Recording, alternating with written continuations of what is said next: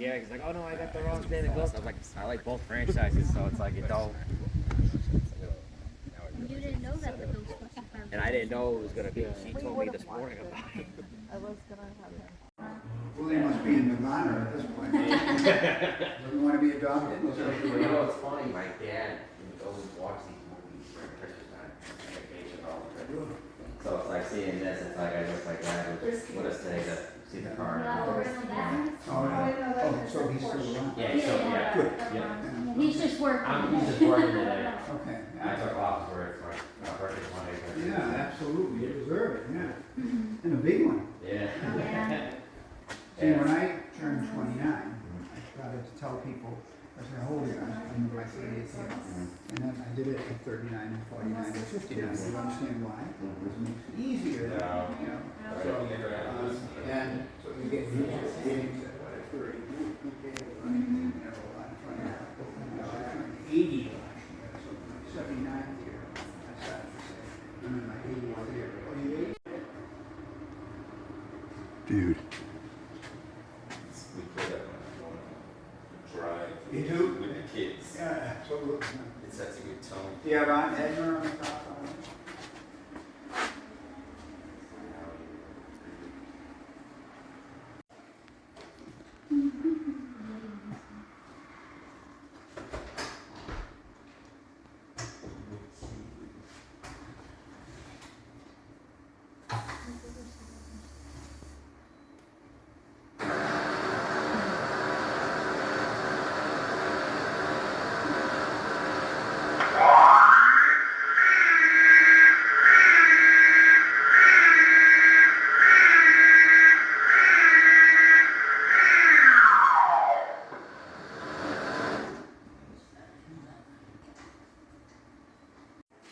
Is this the gas tank on the hood?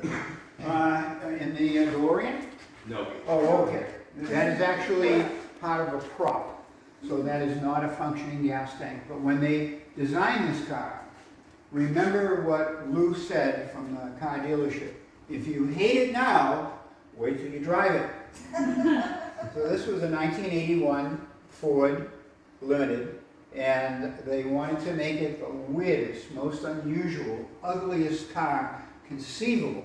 And so that was one of the attributes, because they would say, people would come up to it and say, is that where they put the gas in? So that was a perfect question. So there were 5 cars used in the movie. You will find out that with every movie made, and there's cars involved, they always have backups. And that's because they can't have downtime. So they have mechanics around, and they have extra cars around. When they made the 3 Back to the Future movies, they used 7 DeLoreans. 4 still exist. One is at the Peterson Museum in California. One is in Orlando, off display, condemned by the state of Florida for being moldy because they don't take care of stuff. And that is not available. They don't have the title for it, but I have people at Universal, and I'm at the first base with them.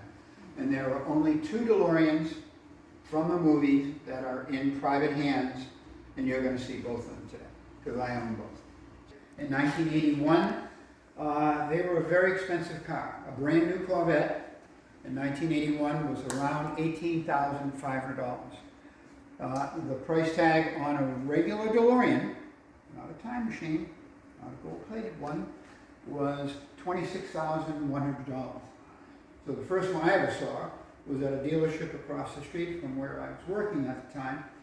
I went over, it's a pretty cool car, but they're nuts, $26,000 with 130 horsepower and so on and so forth.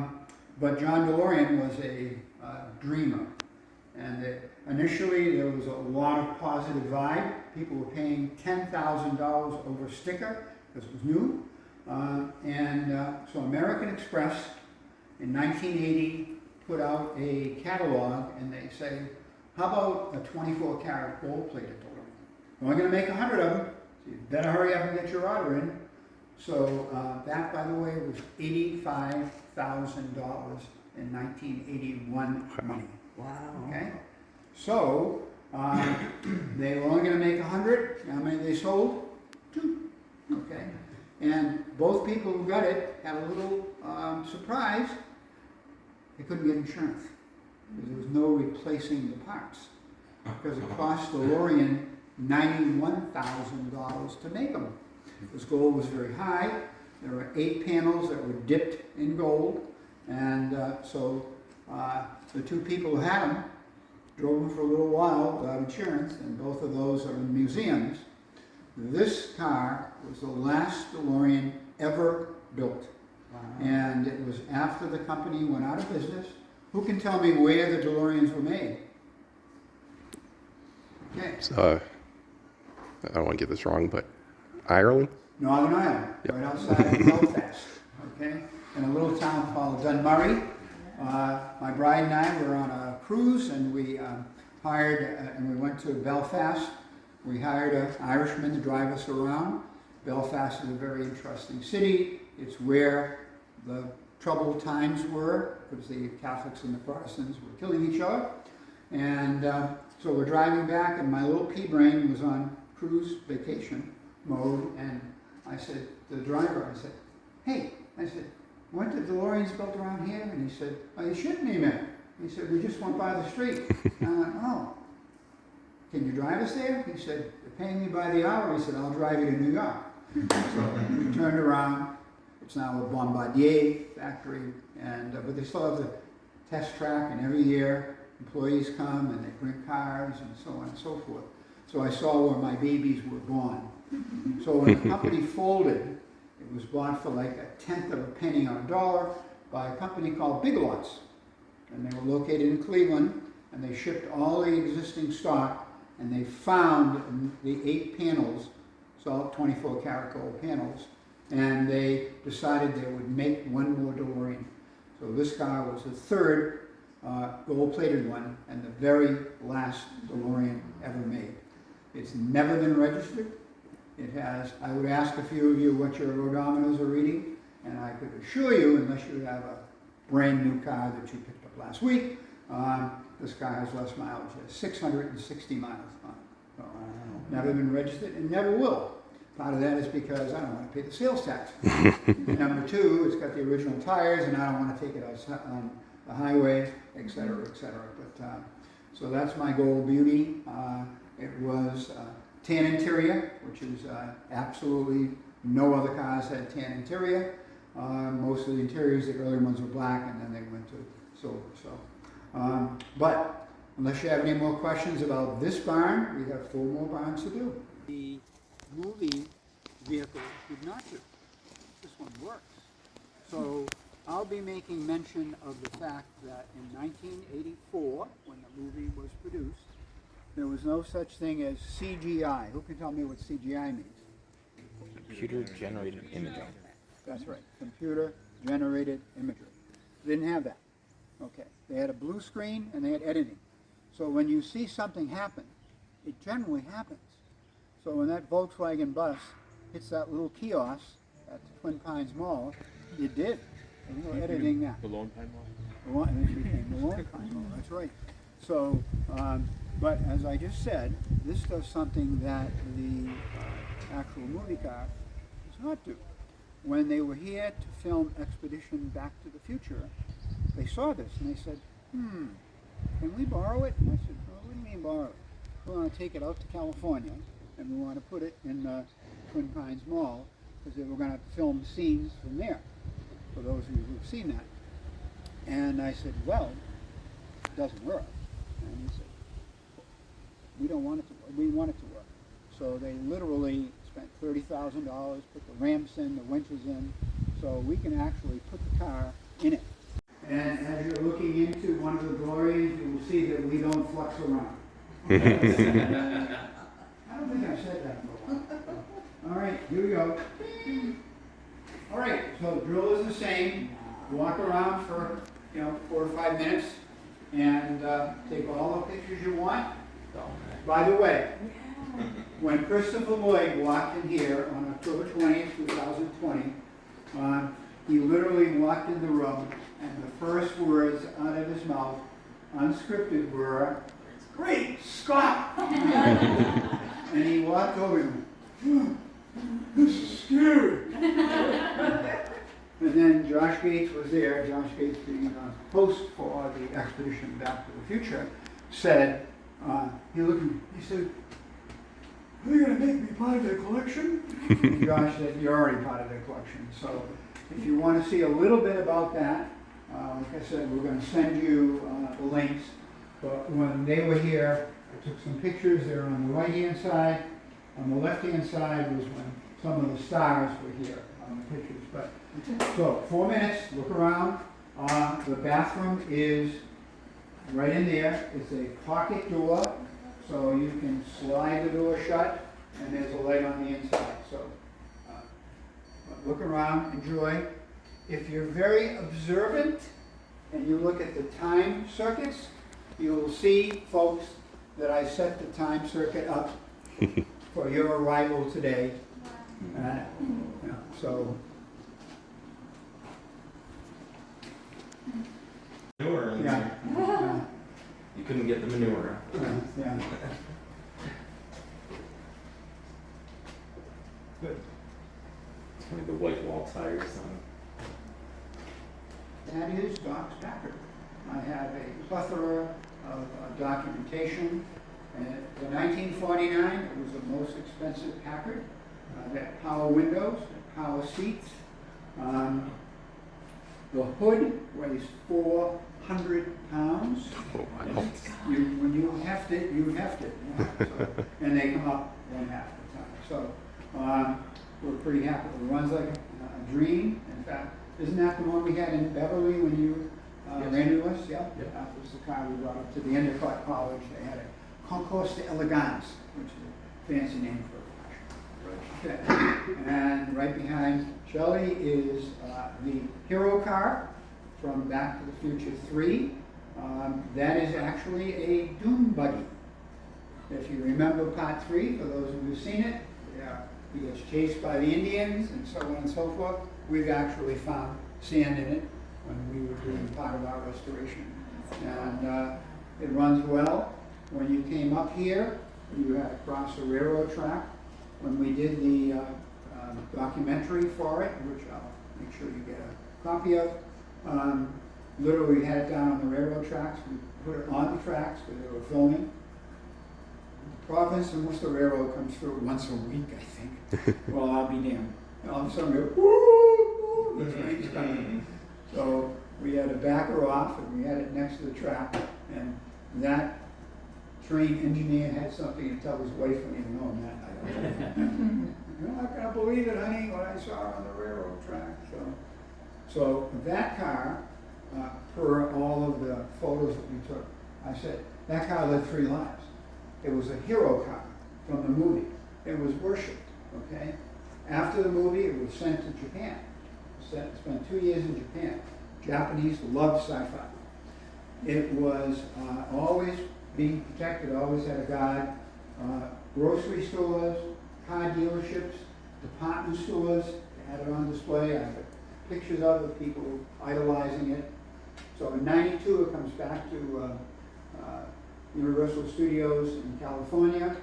They put it out and back. If you took the tour on the bus, you would have seen it. You would have seen it going downhill. It had flat tires, it had a tree on it, broken windows. They had stolen most of the stuff off the car. In 2000, it became part of a movie car collection at the Peterson Museum in Los Angeles. They did a half-assed job trying to present it. They painted the windows black because the interior was so bad. They put rope lighting on it. It was blasphemous because it didn't light up in Part 3. They put crepe paper over the wheels to make it look like it was a Part 2 car. It was really a debacle. 2002, it comes back to Universal Studios. By that time, it's a liability. If they lost the keys, they can't get in it and won't start. So they did what a lot of movie houses do. They de-acquisition stuff. And people on the inside find out about it. They get in touch with people on the outside. And what happens is, it got bought very cheaply. Somebody spent 8 years restoring the car. And in 2011, It came up for auction. It was the restoration. It cost a family a very big rift.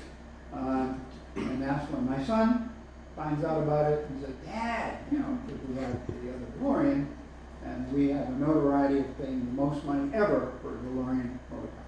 But those 3 questions my wife asked me, she definitely asked them that time. Where are you going to put it? Why do you need it? And you know what you're doing. He does, absolutely. Absolutely. He does. Okay. You know, like the ad said, the wait is more. There's definitely more. On the way to your next destination, on the left-hand side, there are 3 things. There's water if you need water. There is a piece of paper for your donations. They are tax deductible, so take a piece of paper, fill in the amount. And there's a fact sheet about Parkinson's. So, any of you ever seen the documentary called Still? Okay, it's one you should look up. It's about Michael J. Fox. You all love him, right? He's such a trooper. It's his life before, with, and now with Parkinson's. Classy guy, unbelievable. We met him on that day at the Jimmy Kimmel Show. He had all kinds of helpers with him. One of the helpers came beforehand. We had already filmed it, and we're ready for the actors to come. Spoke and I said, we're not going to let him sit in the car. The show director said, oh my God, he's got to sit in the car. What are we going to do? Because he has Parkinson's, right? So that day he made 4 appearances, by the way. So he was a tired dude. So I said, get a cushion. Well, you want to see the Keystone Cops running around trying to find, so they finally found a cushion, silver gray, 9 inches high, grabbed it from a chair. And they had a lookalike that had been practicing beforehand, who was 5'4", like Michael. So he got in the car and slipped right out. So the supporter said, I guess we'll be okay. So they were watching him like a hawk. And, one of the things you got to be careful with the DeLorean, you're not banging your head. So I'm standing there and Michael was getting out of the car after one of the takes. And I said, watch the door. And he watched the door and he banged his head on the frame. And there was a thud. And I said, you okay? 50 people came over. He said, you sure? He said, yeah, Canadians have hot heads. So he always is a wonderful sense of humor. And in Still, there's one scene, he's got about a 7-foot guy that's walking with him, that's a guard, and he's walking down the street and people coming the other way, and he just watches.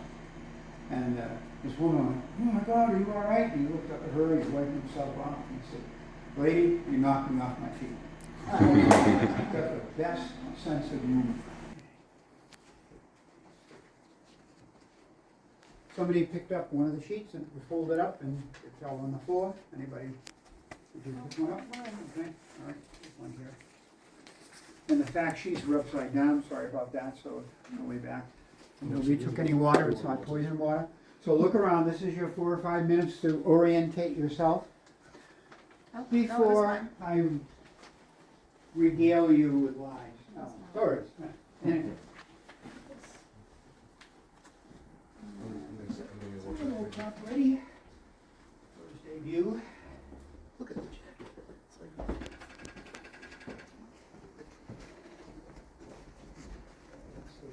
This is a good change of part 1. Kevin says, you're Nazis. It's like 35 clocks. You'll never find all those. He said, no, there's 73. How do you know that? He said, I did a schematic. And so the schematic identifies the ones he found, the ones he knew what they looked like, but hadn't found it, et cetera, et cetera.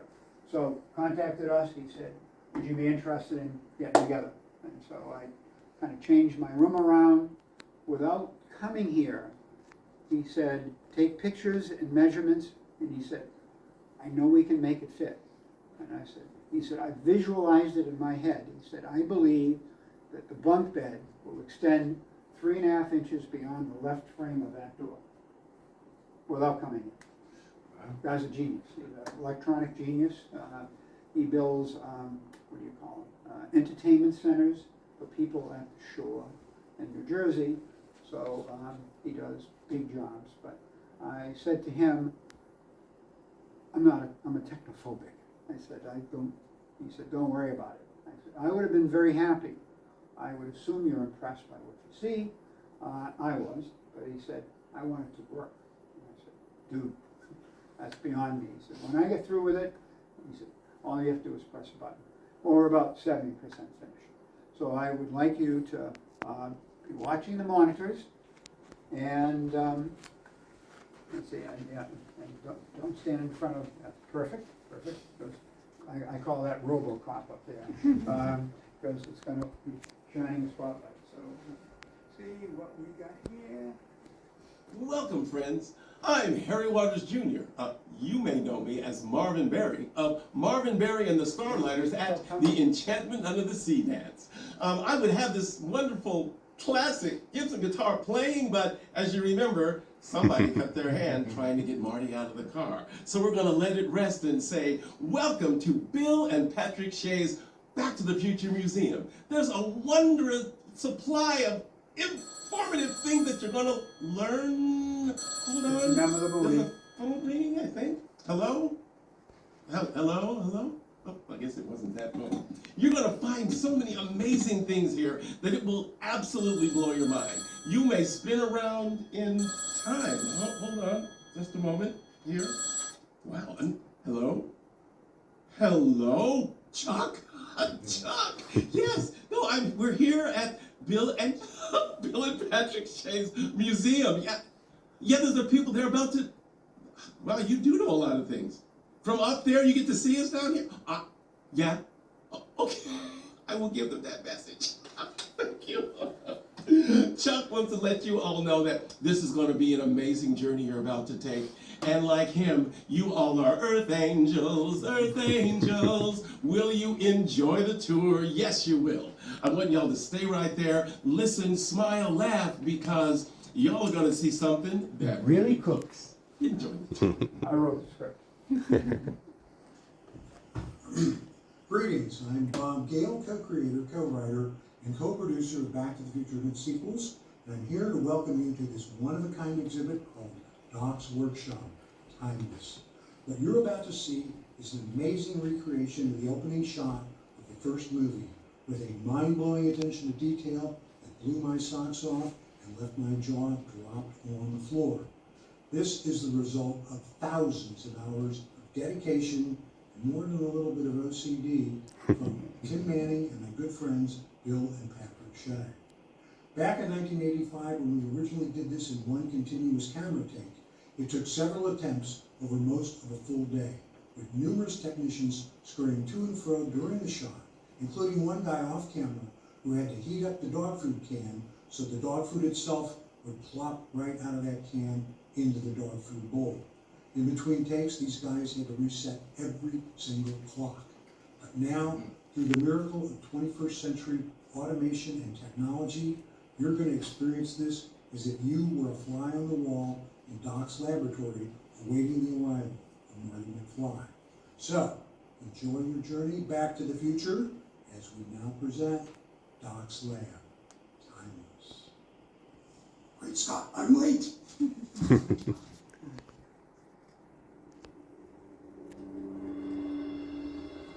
So we wrote Bob Gale. I sent him out what we were doing for the video.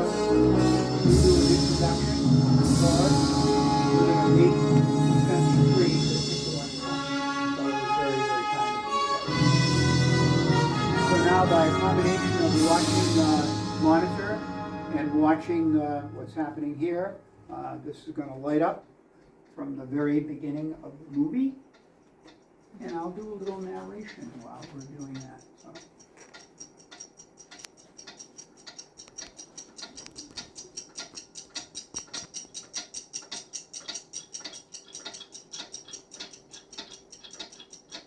At one point, we have to we hope to have a lot of the clocks working. We're going to have little motors that will make the pendulum work.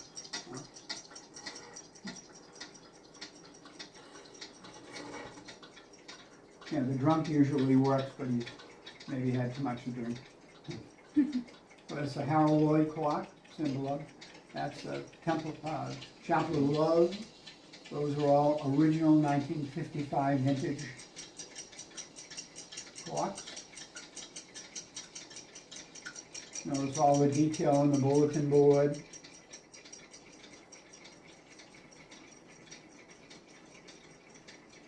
There's your inventors, is your product placement, Burger King, Watch the Clock Radio.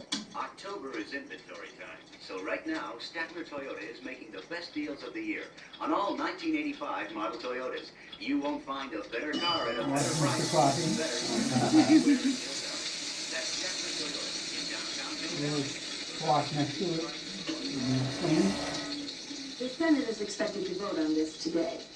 In other news, officials at the Pacific Nuclear Research Facility have denied the rumor Check that out a the case of choreography. missing plutonium was in fact stolen from their vault 2 weeks ago. A Libyan terrorist group had claimed responsibility for the alleged theft. However, officials now There's the toast. assume We it is actually have a smoke machine, but it sets the alarm off. And firemen come in, so. You know, every piece of wire, everything is very, very accurate.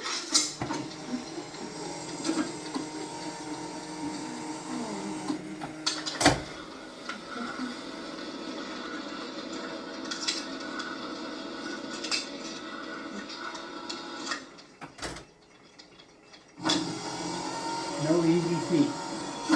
There we go, there goes the dog food.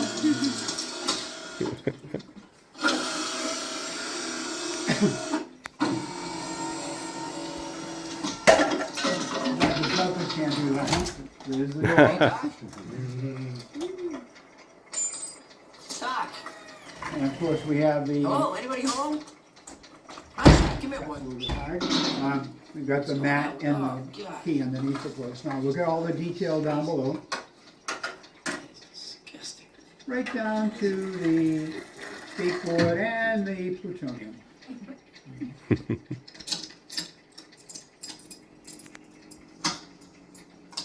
And those are in fact Michael J. Fox's fingers.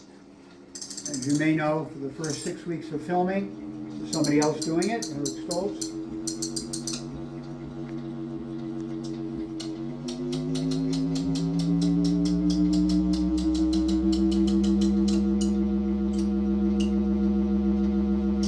And we don't have the amplifier yet. I gotta find a place to put it. There's a Chiquita guitar. There's that Shastafari shirt I was telling you about. That's Michael.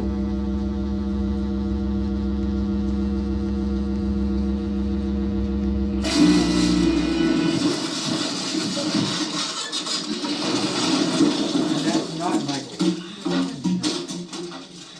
Kevin Pike, who built the set, told us they did that 6 times. Now imagine putting that all back together, making sure it's in the right spot so the choreography matches. Oh. Rock and roll.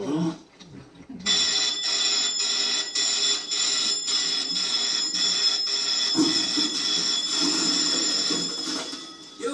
Marty, is that you? Hey, Doc. Where are you? I found you. Listen, can you meet me at Twin Pines Mall tonight at 1:15? I made a major breakthrough, but I'll need your assistance. Wait a minute, 1:15 in the morning? Yeah. Doc, what's going on? Where you been all week? Working. Where's Einstein? Is he with you? Yeah, he's right here. You know, Doc, you left your equipment on all week. My equipment. That reminds me, Marty. You better not hook up to the amplifier. There's a slight possibility of overload. Yeah. I'll keep that in mind. Good. I'll see you tonight. Don't forget now, 1:15 a.m. Twin Pines Mall. Right. Now watch all the clocks. Every one of them.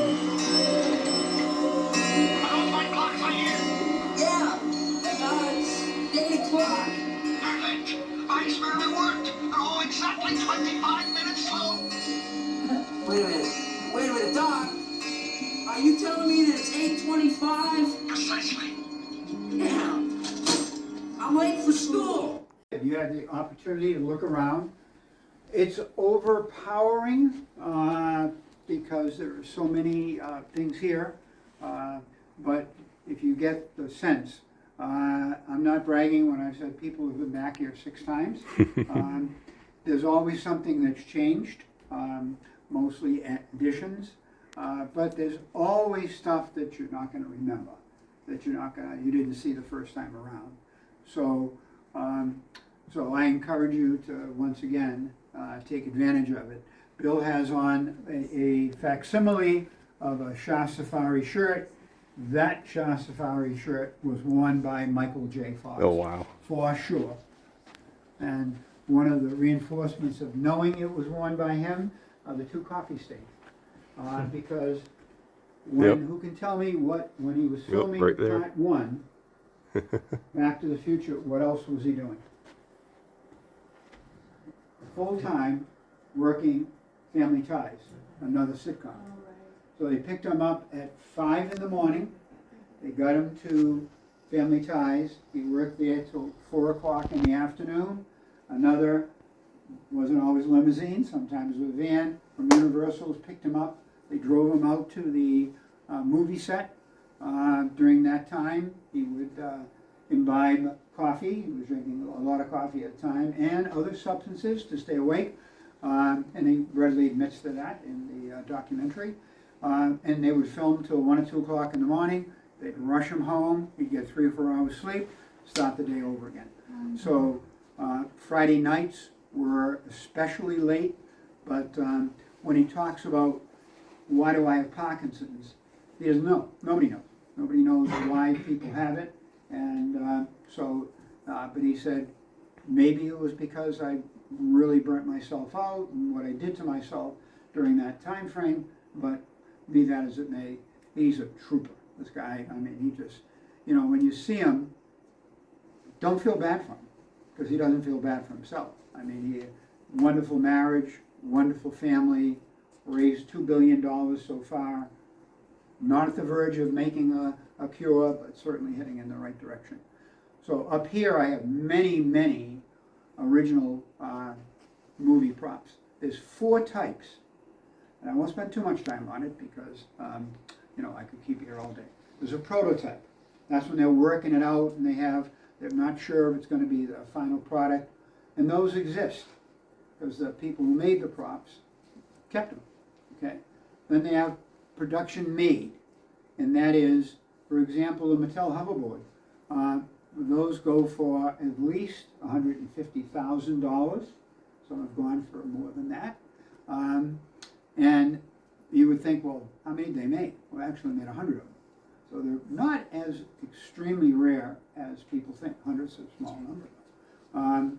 That's production made. Then this production used. Can you prove it actually was on the movie set? And that's when you're buying it from one of the stars, or one of the players, or one of the bid part, or some of the griffs, people that work on the set and then take something home, that type of thing. And then there's screen used. That's when based on the information you're getting, that actually was used in the movie. And that's kind of production used, screen used the same. And there's screen matched. Screen matched means you have taken the time to freeze the film, and you can absolutely, beyond a shadow of a doubt, identify your item as the one that's in the movie. And I do have some of those, and those are the ones that bring the biggest premium. For example, one of the Panthers is absolutely screen matched. The auction house that sold it to me had done a lot of details. There were scratches. What? Is this okay to sit on? You can sit, yes, definitely. And then there are, for example, the Rainwave Analyzer. Guess how many of those they made? 1. They didn't need to make more than 1. Is that the one from the movie? It is. It's absolutely the one from the movie. I know exactly where that's been since 1985. And my wife bought me that for our 50th wedding anniversary. She didn't know she was buying it. She didn't know it didn't work. And then we went to a couple of jewelry stores after that. What's fair is fair, yeah. So. Well, she'd put it on. She'd have known. Yeah, absolutely. She let me try it on first. Yeah, like I let her try the jewelry on. That's right. So, in fact, the master prop maker from the UK, who did all of the props for the Back to the Future musical, has been here 3 times. The first time he came, he did 500 photos of that. The next year he came, he brought me one. So the one that's there sitting next to the young lady is the one that he actually made, and a pretty good job. And I could restore it, because it's missing a few things, not gonna, just the way it is, that's the way I want it to be presented. But those hats are all screen matched. That prop, remote control is absolutely the one from the Twin Pines Mall. At the bottom it has an ID tag, Universal Studios ID tag. We looked it up on the inventory. According to them, they still have it, but they don't, because it's here, and that's fully documented. Some of the unrestored parts down below are from the Part 3 car from downstairs. They were in such a condition that they needed to be replaced, so they've been replaced. But let me tell you, those are worth a lot of money, you know, and I just don't. If I were to sell anything, it would be to raise money for the Michael J. Fox Foundation.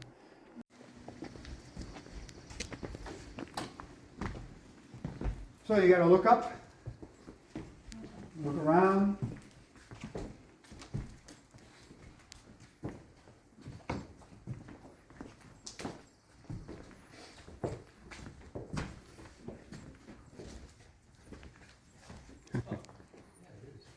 So I love old stuff. So buggies, sleighs, wagons, hobby horses.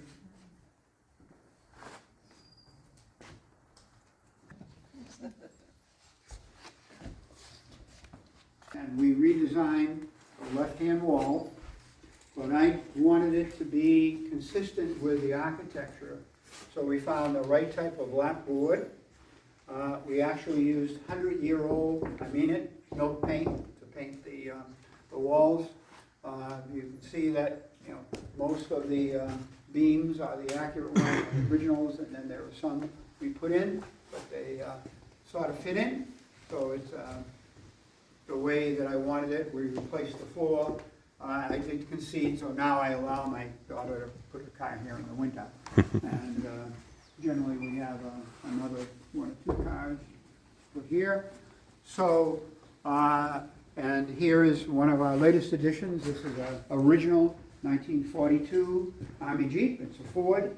It is set up for a D-Day type of look.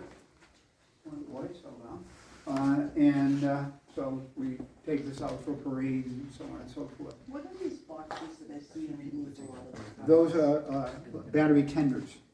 So they keep the batteries charged up. Oh. Yeah, they're tenders. So yeah, we have them on virtually all the cars.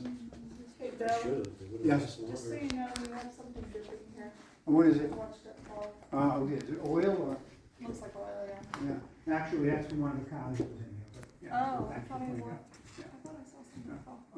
Maybe Maybe not. No? Yeah. All right, so now I draw your attention. Mike, would you do your thing with that sign, please? Do your thing. Spin it. Wait, is this Jurassic Park? Yeah. Yeah. So Spin it. Spin there, down below. The There you go, spin it. Remember the scene from Jurassic Park? Yeah, Yeah, It's right, turns. right. Yeah. That's when They got the wrong one. Nedry was stealing the DNA. There you go, give it a spin. Yeah. This way? Yeah. Okay. You find, well, if that's the way to East Dock, but if it's not the way to East Dock, maybe he's gonna get lost. You know? So, once again, not my carpenter did that, but Bill, I'm gonna put you to work, come over here.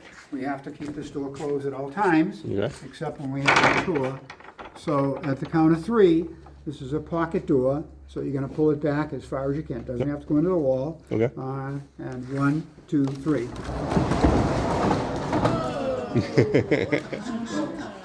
Welcome to Jurassic Park.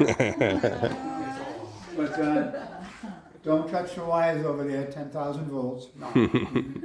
And in case you're wondering, gee, Bill, the sign is falling down.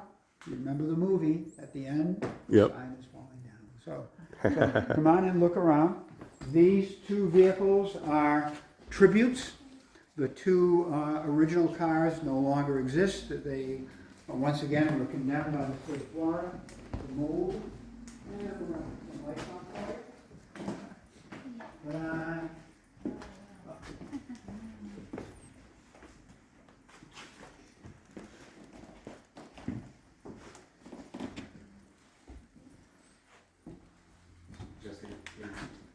star attraction is, that's Sue, she's in the middle.